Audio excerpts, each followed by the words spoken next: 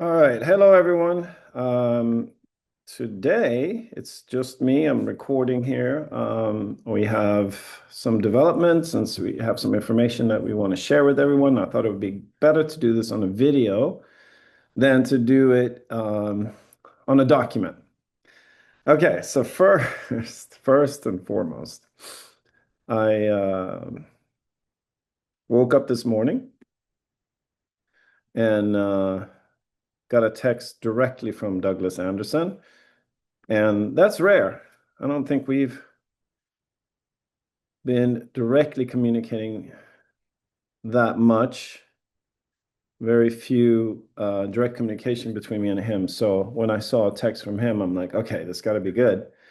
And it was. And so I wanted to share that. That's the first thing I want to share with everyone. So I'm going to actually read from the text that I got from Douglas Evans.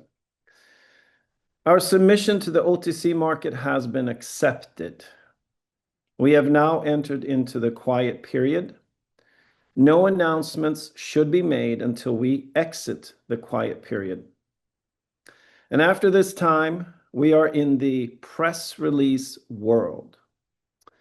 Any announcements should be cleared by compliance officer, then made first on PR Newswire. I'm pushing to get the trading symbol and should have it soon. And then in all caps, it says, we are a listed company. So puts a smile on my face, says next stop, the OTC QB, then NASDAQ main board. So there's going to be obviously a varied group of people who watch this video. But I just want to say, for me, it's been a long journey, to say the least. It's been the hardest thing that I've ever done my entire life. There's been time where I've just been like terrified of not making it. And it's been emotional. It's been filled with, on one side, fear. On the other side, it's been this incredible journey. And this is something, Hakan launched Miracle Cash and More 2017. So for him, getting to this point, it's just for us, it's incredible. It's surreal. And I want to thank, everyone out there. Some of you are watching this who were with us back in 2021, you know, where we thought our journey was going to be much faster, much easier, much more linear than it has been. We've been all over the place. People have doubted us. People have thought that we weren't real. But we are now proving to the world what we are. And we're days away from seeing it as far as numbers go. Of course, everyone who's been involved with us that have a stake in this will find out exactly what that means. Um, so there's going to be an initial launch, an initial value of Mediterra Holdings, but there will be an evolution of Mediterra that will grow. And I'll be maybe more specific on that. I'm just being careful what I can and can't say. I'm not 100% sure, but just understand that the first 6 months is critical, and you'll see an amazing amount of updates and changes and things that add value to Mediterra. So what we are day one is going to be vastly different 6 months out. So just understand that. Okay. Okay, so here I want to segue into some of the things that are happening.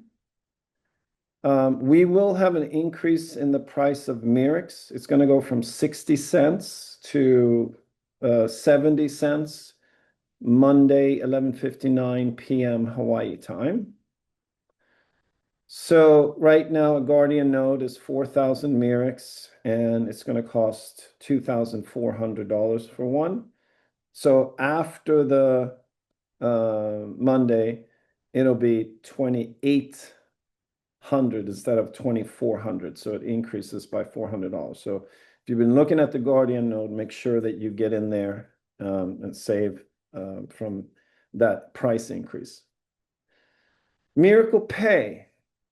And I'm going to cover Miracle Pay a little bit on this call. I'm going to give you just some insight into how powerful that platform is. But Miracle Pay will officially be taking merchants by the 25th of February.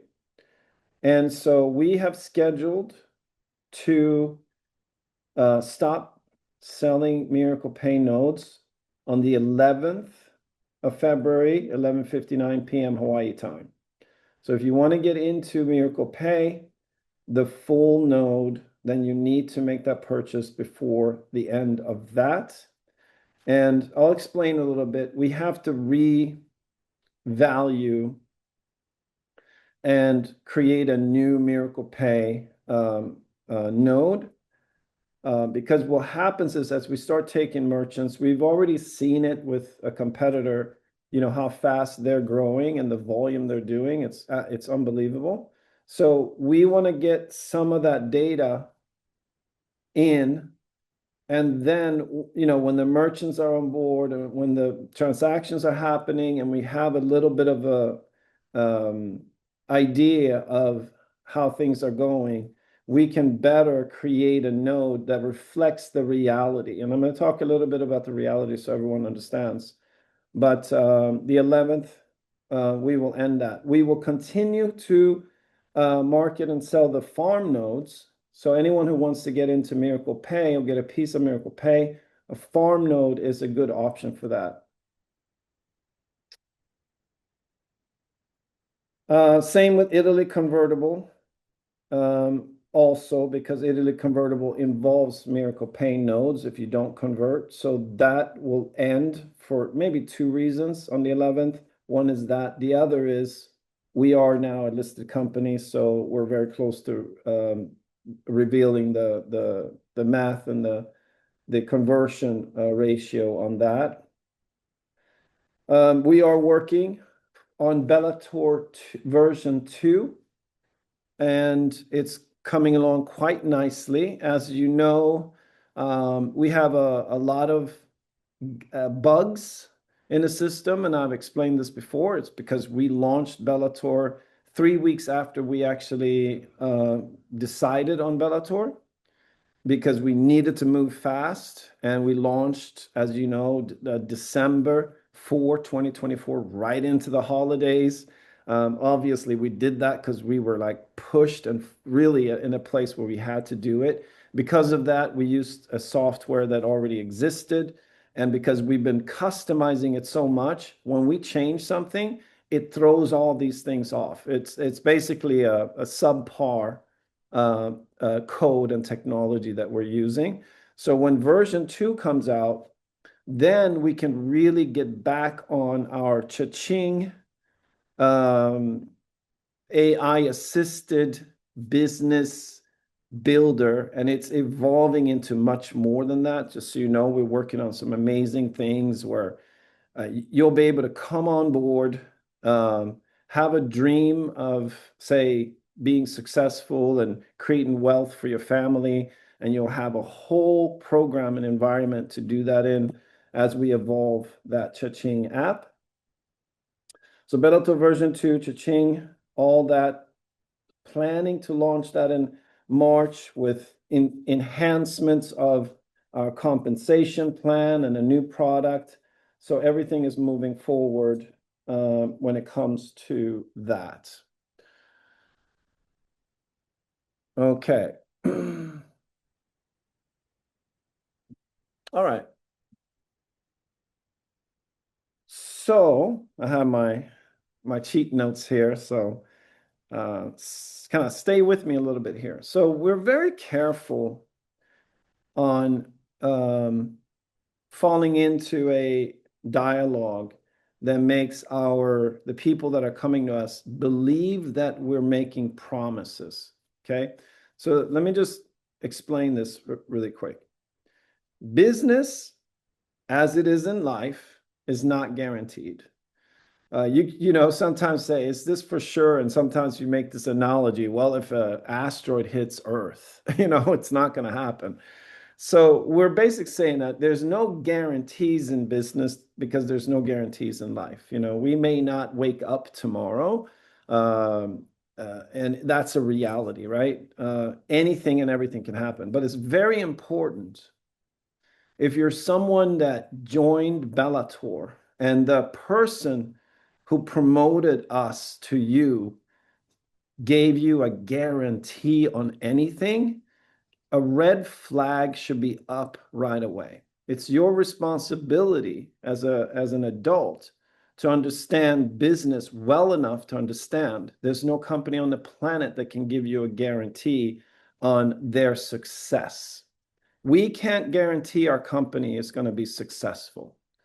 We can guarantee that our company is a legitimate company, that we're working towards real business, that we're working towards providing a service and a product that the public wants, and then has you be successful with us as a result of that, that we're not going to cheat the compensation plan, that we're not going to fudge our numbers, that we're going to protect you in everything we do and look out for you and be there to support you, your life, your family, your legacy. That we can guarantee. And that we are working 100% for success in this industry. We're working to be the best crypto payment gateway, the most successful blockchain, the most successful company to tokenize real world assets, the leader in Web3 credit rating and online gaming, all of the things that we're doing, we're working to be the best. And we are, at this point in time, we can actually argue that in some of these areas, we are the leader in those areas already. There's no crypto payment gateway they have the contracts that we have, okay? There's no crypto payment gateway that has the full service we have. So we can argue that we are already there and we are intending to stay ahead of the competition. And so when we share the potential, it's the potential. So if someone has sold you a product saying, in 1 year, you're going to make this much money, they're not representing us accurately. They are doing something they shouldn't be doing. How you say this is the company's working towards these targets. Here's the potential of this. And they may be able to achieve that, and it may be worse. It may be better. And they could absolutely fail. Every company can fail, okay? So the people that are involved with us, I believe that number one, and if you don't know this, you should know this, it's high risk. It's high risk in any crypto project. Why? Because the industry hasn't fully even formed yet. It was high risk when Bill Gates quit Harvard to go build Microsoft. It was high risk when Elon Musk put all his money into Tesla because there were no electric cars on the road at that time. High risk when Elon decided to build the first private rocket company. It's high risk, but now he's the richest person on the planet. He went after it. He succeeded. The odds was in all of that he would fail. Okay, so that's how you analyze something. When you are doing high risk, you expect high reward. So when you buy a Miracle CPU node for crypto payment gateway, when you go to almost every site on the planet right now, almost every store on the planet right now does not offer to sell you what they have with crypto. We are not there yet. We are the company that is there to change that. And when you're pioneering as an approach to that, you're investing into something like that, you should know as an adult that you're investing into something that hasn't been proven yet. Okay. That being said, all signs point to that we are dealing with something that is the future. The technology of blockchain is much more efficient and secure than the old system. And usually when technology is better at something, it changes the industry. When technology was better than a DVD, right? Netflix, Blockbuster. Netflix said streaming is the future. Blockbuster said, no, people want to go in and browse. They want to meet their neighbor in the store. And we believe that this is going to remain the strongest way to do movies. They were wrong, and they are no longer in business. Get it? Okay. So technology has no mercy or empathy, and we believe that we are in that particular place right now where we're about to make a big shift. And I think that our company is part of being the company to help make that happen. Okay, so now I want everybody to understand this as we go into the last few days of even being able to purchase a Miracle Pay node. So the companies that we've contracted with collectively have 100 million active accounts. That's merchants where their machine can be found. Your PAX machine, your Ingenico machine, your NCR, and your Verifone machine. So 100 million merchants. So then I was working with this to see, well, what is the sales volume? What can you expect the sales volume to be in those stores collectively? So to work through that, we were saying that a small merchant can have an average sale of $300 to $800 a day. A medium retail, like a cafe, anywhere from $800 to $2,500 a day. A medium retail store, anywhere from $2,500 to $8,000 per day. And a large retailer like like a Home Depot or a Vons or something like that, $10,000 to $50,000 per day. So if we take all those numbers and then we kind of bring it down to what it would be is about $1,000 to $2,500 a day on average. Some merchants have, some days they don't have sales, others have seasonal sales, others they don't do weekends, so there's an assortment of different types of businesses. And so we sort of said, okay, let's bring it down to $1,500 a day as the low conservative number to that. So if you have 100 million accounts, then we would say that collectively they're doing then $150 billion in daily transactional volume. Okay. And if we match that against the reported sales revenue through the credit card systems, it matches up because it's about 40 to 50 trillion dollars a year. And with that particular approach, we're coming out to actually 54.75 trillion per year in not in revenue, but in sales volume. So what's different here, which is what's really powerful here, is that crypto has no borders. So when you think of these stores across the world, they're all operating different apps on there. Like in China, Visa and MasterCard isn't that big. It's other types of services that are happening on these machines. I think when I looked at it, I think 50% of these machines are not even doing Visa, MasterCard. But, and also like each account is set up by a local person, a local dealer. And when a transaction happens on that system, there's several companies that are getting a piece. So it's very split up, locally. What it takes to do the transaction. There's a bank involved. There's a merchant processing company involved. There's the device company involved. There's many different people that have their hand in that transaction. But in a crypto transaction, it's us and a couple of others. It's a very small partnership there. So a lot of that commission goes directly to MiraclePay.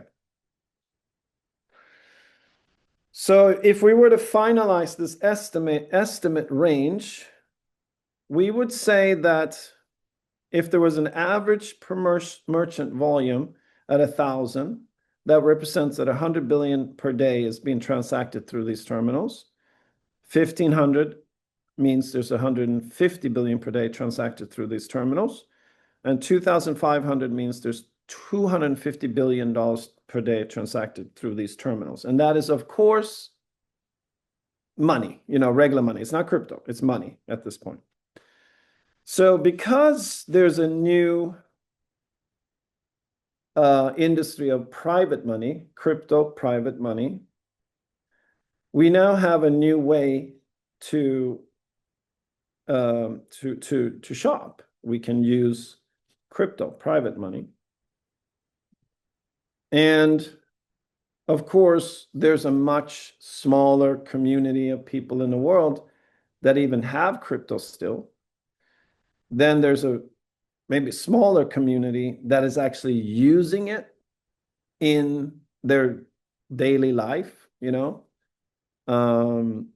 I use it, we use it all the time. We're working with different people all over the place. And a lot of times we're sending crypto as a way to pay for things and pay for various needs we have. So it's really a part of us and a part of our daily operations to use crypto. Why? Because it's easier many times. It's just easier. Okay, so now then, with that in mind, we're thinking, what could possibly be a fair percentage of that volume that we could capture? And what's interesting here is the numbers that I'm going to share with you is based on extremely low percentage. The first percentage that we're saying that we would entertain is 0.1%, 0.1% of that international volume as a possible goal, a possible destination, a possible target for us to be able to reach. And 0.1% means that we would be doing between 100 million and 250 million per day in crypto transactions.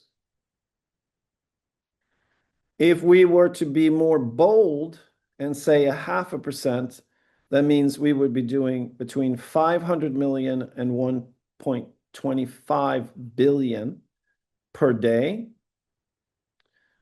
If we were really aggressive and said we could possibly capture 1% of that at some point in the future, then our daily volume and transactions would be between 1 billion and $2.5 billion per day. Okay. Because we do these numbers and they are so big, we haven't wanted to share that. We haven't wanted to put that out there, and I asked myself, like, why is that? Why is that? Well, we don't, like, again, I started this with saying that nothing's guaranteed. So you put numbers like that out there, what happens is that people hear these, when we look at what the potential, but as a company, why wouldn't we look at what our potential is? It would be part of our approach, part of our goal, part of what we are trying to achieve. Would it be against, ethics to look at what these numbers are and say, here's where we want to be as a company. We want to capture 1% of the transactions that happen in the stores across the world. That is our goal.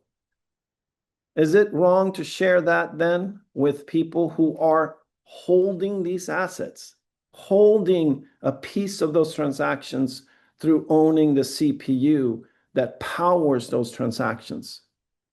I believe as a little bit our responsibility to at least open up the subject and say, hey, look at this.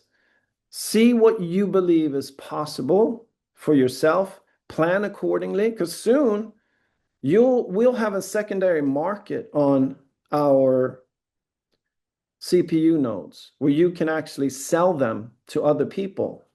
Well, why wouldn't we provide at least some insight from us on where we are going? It makes all the sense in the world to me. Now, someone who's listening to this, who are not yet a Miracle Pay CPU node owner, it's not investment advice. Consult with someone who's a professional. Ask them what they think. You already know that we are on Ingenico's website as a company that has integrated with their system. On miraclepay.com, you see that we have Pax as a partner, and soon to come 2 more. We've announced that we have a deal with Shopify, and this month we'll start to take merchants with Shopify. Okay, so we are backing up our company with proof.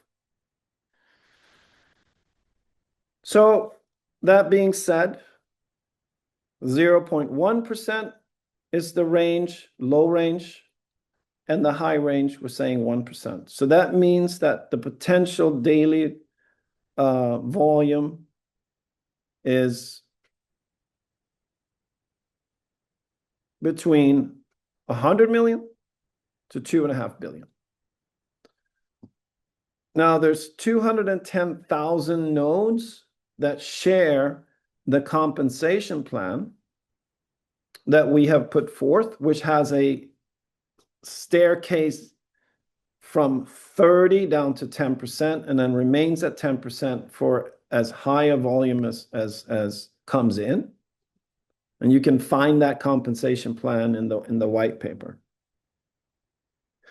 So if we take the 210,000 nodes and we break down the volume as a per node volume, then we get at the low end of it, we get 100 million a day. I just caught something that made this math incorrect. 1 second.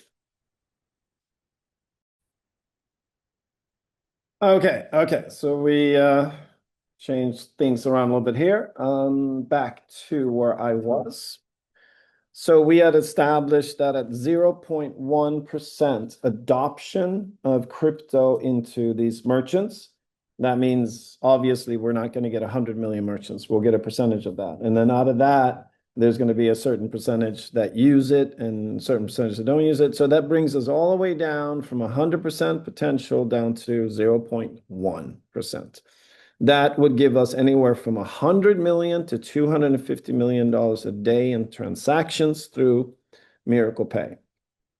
What does that then mean when you take that into the commission that we charge into how much of that goes to the Miracle Pay node, and we run some numbers on that. Again, this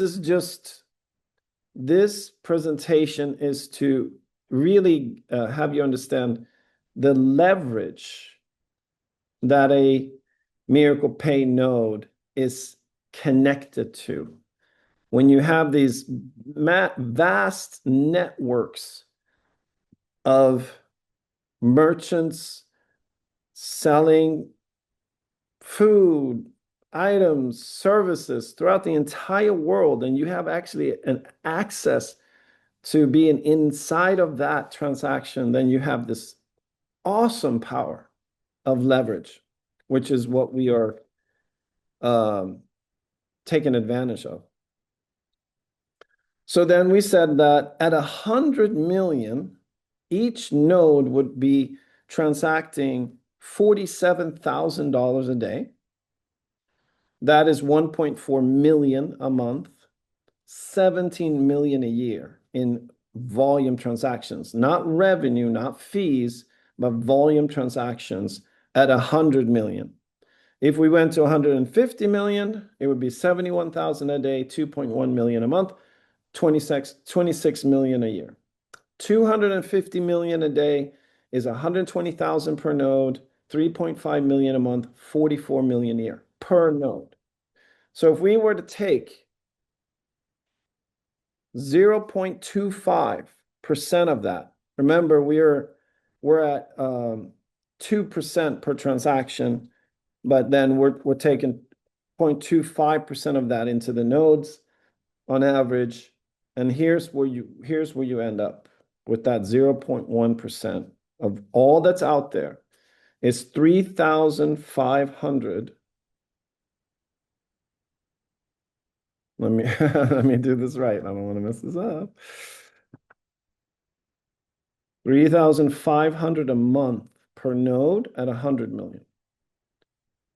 Please, also, I'm not without fault. I can mess up my math. So I'm giving as much as I can so that you can actually start to sort of look at this from your own eyes. What do you believe is possible? Because we're all just sort of creating a model as we go, what we think is possible. 3,500 a month per node at 100 million a day. 5,300 a month per node at a 150 million per day, and then 8,900 per node per month at 250 million per day. So if we had 3,500 per month, then we would have 35,000 plus 7,000. We have a 42,000 a year asset. 53, you'd have 53 plus 10, 6, 63, 6, 63, 63,600 a year on the 150 million per month, and then 89,000 plus 16, 18, 17, 8. So 17, 8. Wait. 80 plus 10,080 plus 1,800, so 81,800 per year. So, there's sort of a formula for evaluating what is an asset worth, a business worth. And a lot of times they'll say it's like 10 times the annual profit if you base it on your revenue. That's like a kind of a formula. So according to that formula, then at the lowest level, the node would be worth, if we can achieve this, $420,000. or $630,000 or $810,000. Okay.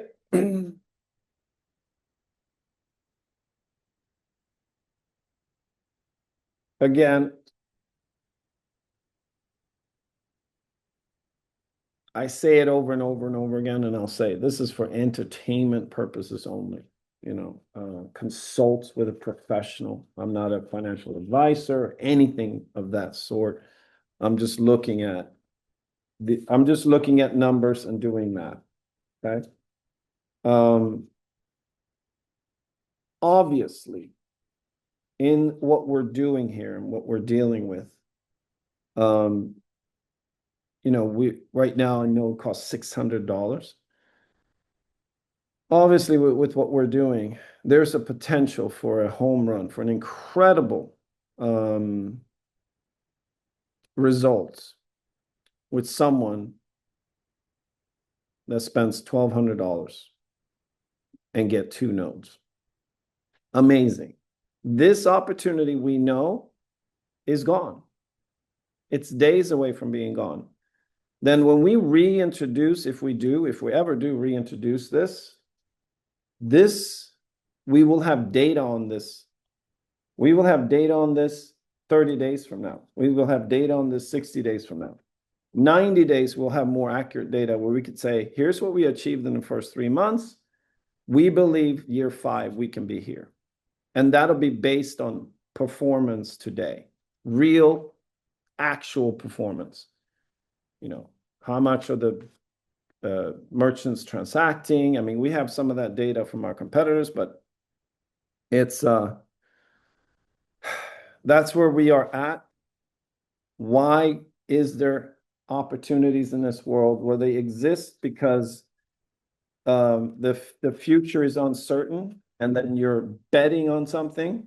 Just if you go to the horse races, you're betting on one of those 15 horses or whatever that's running is going to win, right? So that's what a horse in business, you're betting on what the future looks like in the industry and what's the probability of something. And people put millions of dollars into various projects, hoping that it's going to end up being something successful.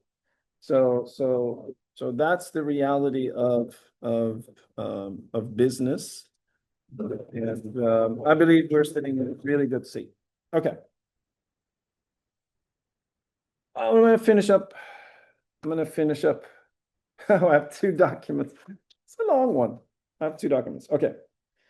So I just want to finish up. What is the Miracle ecosystem? And we'll post this in the group, but I want everyone to understand, what is the Miracle ecosystem? Okay.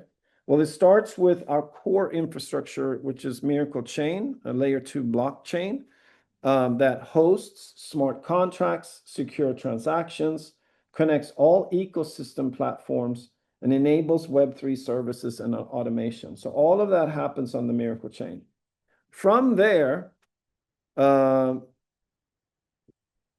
there's an entity here that is not maybe part of the ecosystem, but it's also at the center of it, and it is our switch. Switch is checking transactions, data flows through there, it's organizing data, and that was the core of Miracle. Started with our switch that was built in the early days of the company, and it is a grade A capacity, sort of a banking system type application. Payments, banking and user access. Miracle Pay, crypto payment gateway. Merchant accepts cryptocurrencies. Cryptos converted to fiat. Funds are deposited into bank accounts and connects blockchain to real world commerce.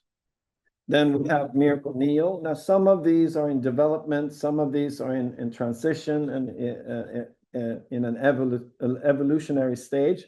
So Miracle Neo is the sort of online IBAN accounts, crypto debit cards, seamless connection between blockchain and financial. Miracle Wallet is the crypto wallet, Miracle Chain Wallet, similar to like a MetaMask or Trust. And the wallet that we have, you can access, we believe, much easier. There's no seed phrase. There's an email that's associated, and it has very strong security. Then we have 5, which is EquiToken. We call this EquiToken. It's the digital custody and real-world asset tokenization. That's part of the ecosystem. Then we have trading on centralized exchange, miraclecash.com, and then decentralized exchange launching as we speak. So a decentralized exchange and a centralized exchange, that's where you can do trading and also liquidity farming. And then that leads into a platform called Leveler, which is being able to do liquidity farming with leverage.